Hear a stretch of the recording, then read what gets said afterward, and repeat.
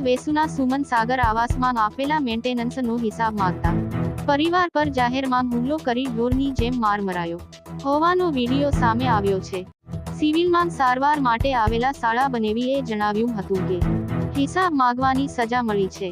બદમાશ પરિવારે હુમલો કરી પોલીસનો કોઈ ડર ન હોવાનું બતાવ્યું છે।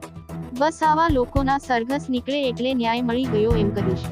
અભિષેક સુદેશ તારણેકર રહે વેસુ સુમન સાગર આવાસ એ જણાવ્યું હતું કે તેઓ શેર બજારનો અભ્યાસ કરી રહ્યા છે। મારા પરિવારમાં એક નાની બહેન અને માતા પિતા છે। મારી એક મોટી પરિણીત બહેન અમારી બાજુમાં જ એમના પરિવાર સાથે રહે છે।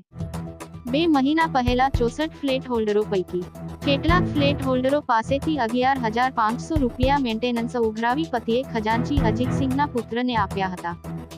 ગતરોજ એટલે રવિવારના રોજ પિતાએ આપેલા મેન્ટેનન્સનો હિસાબ માંગતા અજીતસિંહ અને એમના પુત્રોએ બહારથી માણસો બોલાવી મને એટલે કે અભિષેક બનેવી નૈનેશ પિતા સુદેશને જાહેરમાં માર માર્યો હતો। વિડીયો બનાવતી બહેનને છાતીના ભાગે કોલર પકડી જાહેરમાં છેડતી કરી હતી। આખી ઘટનાનો વિડીયો સામે આવ્યા બાદ આજે પોલીસ સ્ટેશન ફરિયાદ કરવા ગયા હતા, જ્યાં સિવિલનું સારવાર સર્ટી માંગતા સિવિલ આવ્યા હતા।